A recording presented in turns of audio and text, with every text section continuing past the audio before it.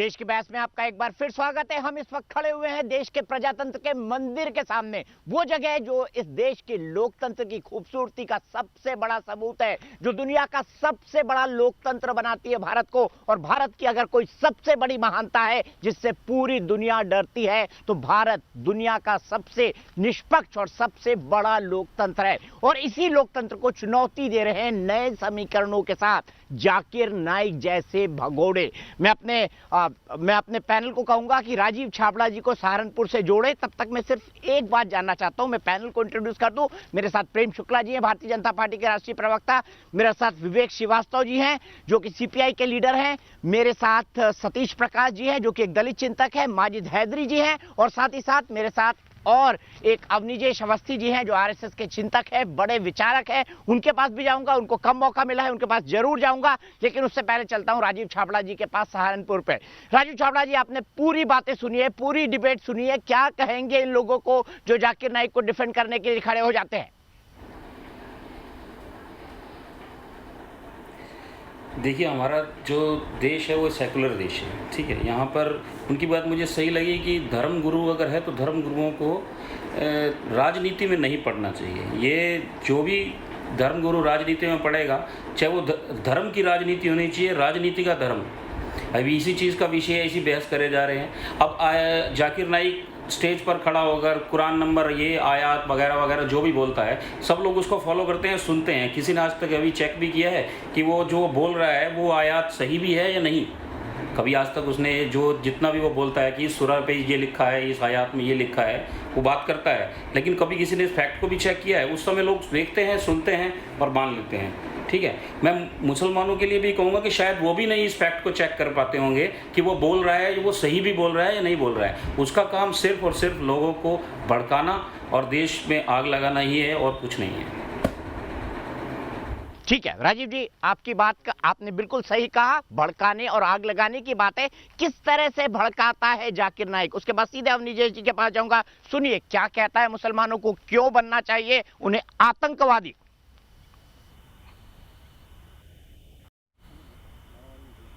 अवनिजेश जी, क्या इसी विचारधारा के साथ दिल्ली और बेंगलुरु में दंगे होते हैं? दीपक, बड़ी साफ सी बात है।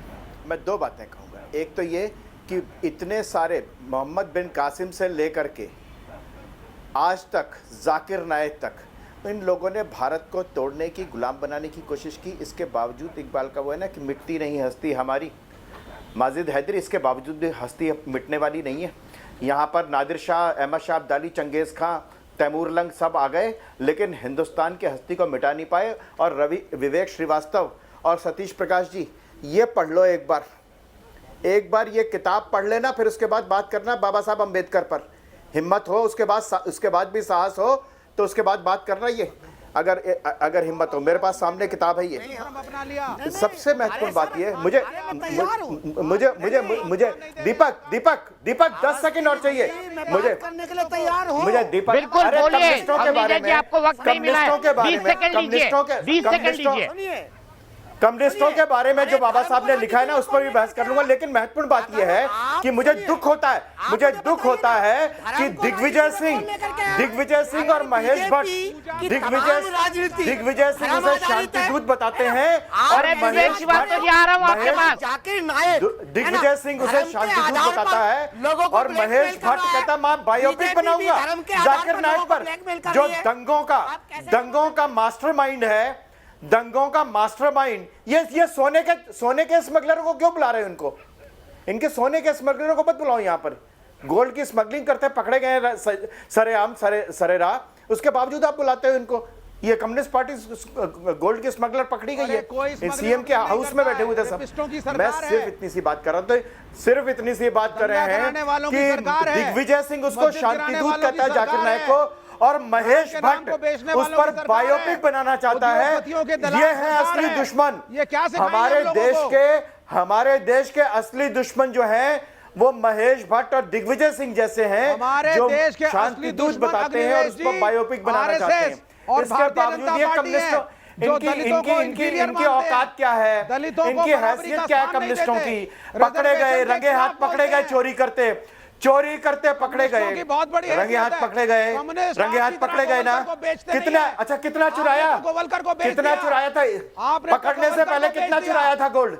100% पकड़ने से पहले FDI कितना ले, चुराया? स्वदेशी हट गया। अच्छा पकड़ने से हम पहले अपने कितना एजेंडे चुराया में था? हैं। पकड़ने हम से पहले अपने कितना एजेंडे चुराया? में। पकड़ने एक से पहले सीट है, कितना ना चुराया? सीट। कितना कम्युनिस्टों चुराया? का एजेंडा, चुराया कम्युनिस्टों का कितना? एजेंडा है। ये बताओ वो हिस्सा डायल्यूट नहीं कितना होगा। आया? तुम वो बेचो देश स्वप्ना को, सुंदर से तुम करो दलाली। कितना हिस्से में लिया? जब तुम कितना गोवलकर हिस्से को में आया? बेच गए, अच्छा पकड़े स्वदेशी जाने को से खा पहले, गए। पकड़े जाने से पहले कितना? जिस पकड़े जाने से पहले, आप लोग खड़े हुए थे, पकड़े जाने से जब पहले आप कितना उनको चुराया खा था? गए, तो आप तो कितना सत्ता चुराया में था? आने के लिए कुछ भी चोर करेंगे। ऐसे ही बोलता है, हम नहीं करेंगे। चोर जब पकड़ा जाता है ना, अच्छा एक मिनट, तो उस पर बात नहीं करता। चोर जब मेरे पकड़ा बड़े जाता है डेडिकेटेड तो उस दर्शक पर है। बात नहीं करता, अवनीश जी, वो अवनीश किसी जी, और अवनीश विषय पे बात जी, करता है। विवेक श्रीवास्तव जी से एक सवाल है। विवेक श्रीवास्तव जी, एक बड़ा सीधा और सिंपल सा सवाल है। मेरे एक बड़े डेडिकेटेड दर्शक है महेंद्र सिंह ठाकुर पिपरिया होशंगाबाद से, उन्होंने आपके लिए एक सवाल भेजा है और सवाल ये है कि सीपीआई ने 2019 के लोकसभा चुनाव में से 545 में से कितनी सीटें लड़ी थी? जवाब दीजिए।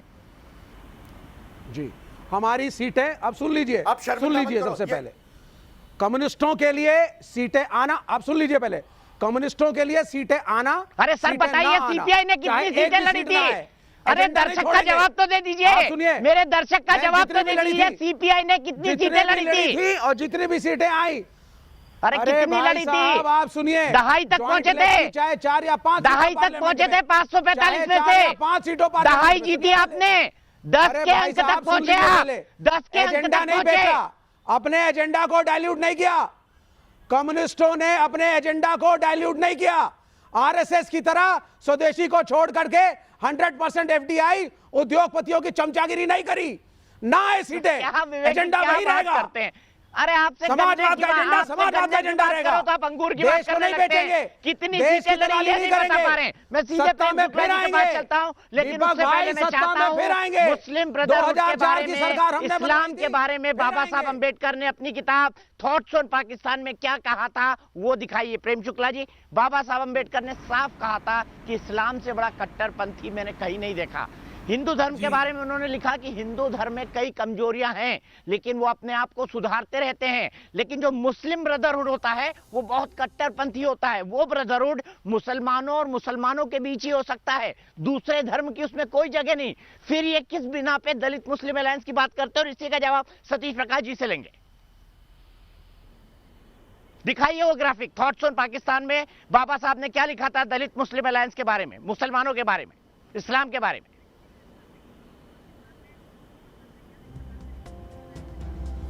प्रेम शुक्ला जी, डॉक्टर आपका बाबा आपका साहब टर्न है। अम्बेडकर को नहीं माना। जिन लोगों ने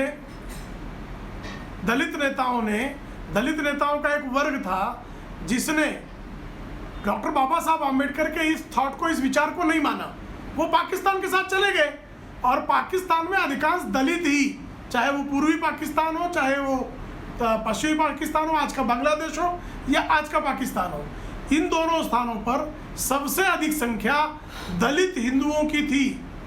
और उनकी स्थिति क्या हुई? आज उनके साथ लव जिहाद कहाँ हुआ? जबरदस्ती क्या जो है वहाँ पर अल्पवयीन दलित बालिकाओं को उठाकर उनके साथ बलात्कार करके विवाह करने की जो परंपरा है उसका धर्मांतरण करने की, जिस तरह से मारा गया, उनके मंदिर तोड़ दिए गए, उनको ध्वस्त कर दिया। और जब उनको हमने CAG के जो है हमने सिटीजन्स अमेंडमेंट एक्ट के माध्यम से जब हमने न्याय दिया तो उस न्याय के विरुद्ध दंगा करने खड़े हो गए। दलितों के विरुद्ध ही है ना। और डॉक्टर बाबा साहब अम्बेडकर इस चिंतन को भली भांति जानते थे। नहीं जानने वाले मंडल जी गए वो जिन्ना के साथ क्या दुर्गति हुई पूरा देश जानता है, पूरा देश अरे जानता भाई, है। आप दलितों कि के किस साथ तरह अगर से खड़े हैं तो अम्बेडकर जी आदरणीय ने, मंडल जी बाबा अम्बेडकर चले ने तो गए। हिंदू धर्म का और त्याग वो किया, संविधान निर्माता बौद्ध भी धर्म वहाँ के थे अपनाया। पहले। और बाबा साहब जिस तरह से अम्बेडकर ने डॉक्टर बाबा साहब कहा कि अम्बेडकर हिंदू धर्म में हमारे यहाँ दलितों का संविधान स्थान नहीं निर्माता है, थे। उसी तरह दलितों से की बराबरी नहीं है और हिंदू उसका धर्म में। परिणाम क्या ये हुआ? बाबा साहब अम्बेडकर ने कहा है। नहीं, अब आप डायल्यूट मत करिए भाई। क्या आप बाबा साहब पाकिस्तान के लिए अम्बेडकर क्यों ने बौद्ध बैटिंग धर्म नहीं करते हैं अपनाया? अचानक? आप बताइए। मैं पाकिस्तान के विरुद्ध बोलता हूँ तो आप अरे पाकिस्तान हम की बैटिंग क्यों कर हिंदुस्तान रहे की हैं? बैटिंग कर रहे हैं। आपका पाकिस्तान से क्या बैटिंग करना कर रहे है? हैं। हम हिंदू धर्म में बुद्धिजीवी अवतार हैं। जो पाकिस्तान का दलित मैनिफेस्टो समाज है को- का दलित समाज को कम्युनिस्टों ने किया, शंकराचार्य बनने का उस अधिकार बात कब से मिलेगा? मुक्त नहीं हो पा रहे हैं। दलित समाज को शंकराचार्य बनने का क्यों अधिकार चीख रहे कब हो? मिलेगा? दलित समाज को क्यों गला मठों फाड़ का रहे हो महंत भाई? बनने का अधिकार कब इस मिलेगा? गला फाड़ने से क्या दलित हासिल समाज होना है? को शिलान्यास सत्तर करने का प्रकार जी। अधिकार कब मिलेगा? सतीश प्रकाश जी, वो तो पुरानी सतीश प्रकाश जी, सिर्फ एक सवाल है, सिर्फ एक सवाल है, सिर्फ एक सवाल है। तर्क से दे। दलित लॉ मिनिस्टर को पाकिस्तान छोड़कर भारत भागकर क्यों ना पड़ा था? इतना बता दीजिए सतीश प्रकाश जी, क्यों दलितों को अरे परसिक्यूट भैया किया इंडिया गया, की बात करो पाकिस्तान ना, के अंदर पाकिस्तान की मार बात के क्यों भगाया करते हैं गया? आप? इस देश के मंदिर में पुजारी का स्थान दलित को कब मिलेगा? मैं बताऊंगा। इस देश में के मंदिर में विवेक पुजारी का जी, स्थान बड़ी दलित को कब मिलेगा? बड़ी ये बताओ। पुरानी लाइन है आपकी, बड़ी पुरानी लाइन है। सवाल सतीश प्रकाश से मैं भी दिखाता हूँ। धर्म को फीम बताने वाले विवेक क्या होते जी, अभी बताता हूँ, रुकिए, अभी बताता हूँ, एक पिक्चर है मेरे पास। सतीश प्रकाश जी, आप इक्वालिटी, बोलने क्यों नहीं देंगे भाई, है ना? जातियों की इक्वालिटी की बात करिए। अरे दीपक जी, अरे भाई कैसी बात कर रहे हो? सुनिए सुनिए सुनिए, दीपक जी, इस देश का दलित ढोल नहीं है कि हजारों साल से तो जो शुक्ला जी के या बीजेपी के जो लीडर्स के जो पूर्वज हैं वो उसको ठीपते रहे, और अब जो है जाकिर नाइक जैसे लोग जो आधे मुसलमान हैं और जातीय रूप से आज भी आधी अपनी जाति को इन्होंने नहीं छोड़ा। भारतीय सुनिए, बाबा साहब ने यही तो कहा है, सुनिए बाबा साहब ने ये कहा, अरे सुनिए भाई सुनिए, बाबा साहब ने ये कहा कि मुस्लिम के अंदर जात नहीं है, लेकिन भारतीय, अरे शुक्ला जी आप कैसी बात कर रहे हो? सुनिए, अरे जाकर के सुनिए, देश के राष्ट्रपति को आपने क्या व्यवहार किया? उनको दलित बना करके अगर आप उनके सम्मान की रक्षा नहीं कर पाए, जाकर के पूरी शौचालय दिया, शौचालय वहाँ क्या जिससे महिला डुबाते थे ना आपके जमाने में। सतीश प्रकाश जी, आपने मेरे सवाल का जवाब नहीं दिया। आपसे कोई भी सवाल पूछो, आप तर्क पे बात करते ही नहीं है। हमको विद्यालय चाहिए, हमको शिवालय नहीं चाहिए, हमको मंदिर नहीं चाहिए, हम बाबा साहब बड़े के विद्यालय हैं, शिवालय भी कभी कभी चले जाया करिए। हमको अच्छा ये बता दीजिए, दलित हिंदू है या नहीं है? दलित हिंदू है या नहीं है सतीश प्रकाश जी? दलित हिंदू है? हाँ बोल दीजिए। क्या बात कर रहे और हो? अगर दलित क्या हिंदू बात नहीं कर रहे है हो? तो आरक्षण क्या मत बात कर लीजिए। रहे हो?